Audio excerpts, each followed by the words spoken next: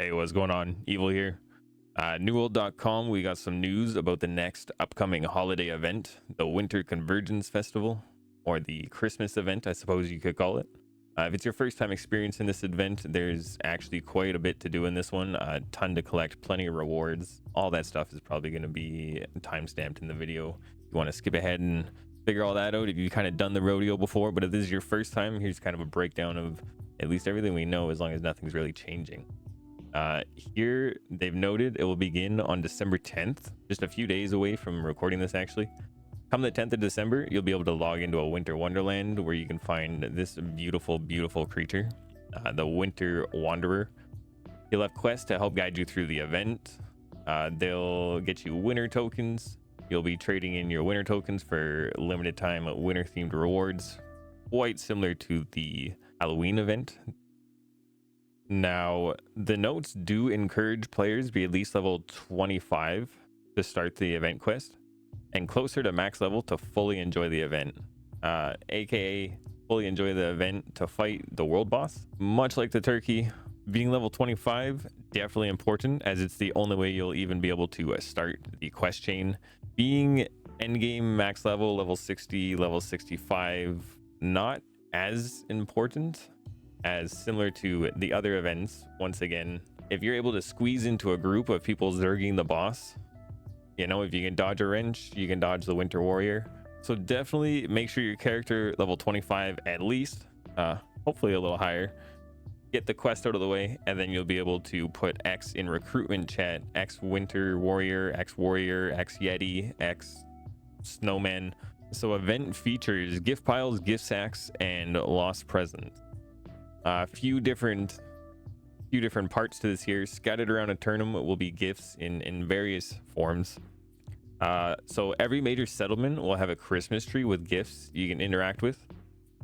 You can get 3 different trees per day, each getting the player 4 presents and 2 diamond gypsum, and they should each give you a random holiday food. Lost presents are scattered all over the open world, with even some magically floating in the sky actually. But do watch for those ones, as they give you like 10 to 20x the amount of presents. Well, here it says you get 20 presents from the floating ones. If I recall correctly, I think you only get 1 when you find the ones on the ground. Maybe you get 2, maybe you get 3, but it's not 20. The floating ones are worth. I don't go to my way and hunt these, but if you see it, I don't think you should ignore it. The final form,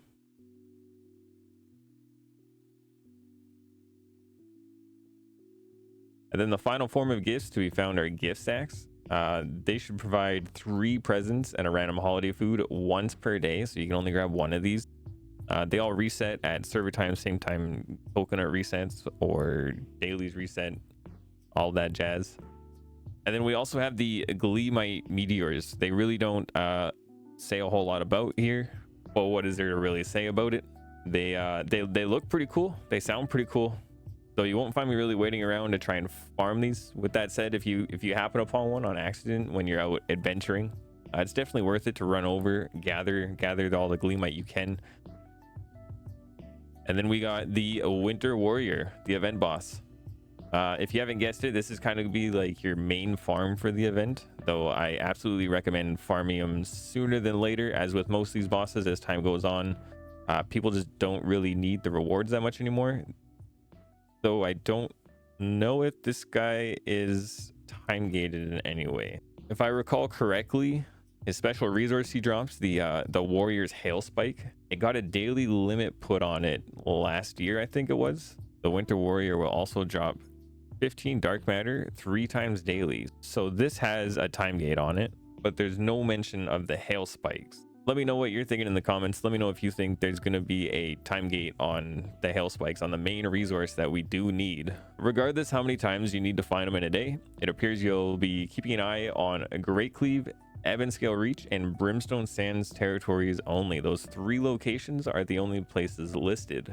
And event shop rewards.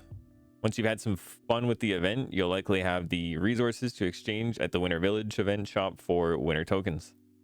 Given you've got the required reputation to unlock each reward tier after event questing, gift collecting, meteor mining, however you chose to go about it, if you have the rep, Here's a list of all the rewards that you can claim.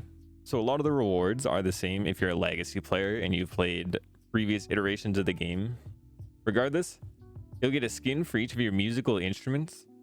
Plenty of furniture in this event if you're into decorating your houses. This snow-capped rabbit, I want to say it's old, though I couldn't find mine. What is undoubtedly new and likely one of the more interesting items to the legacy players at least is the flail weapon, swinging snowball.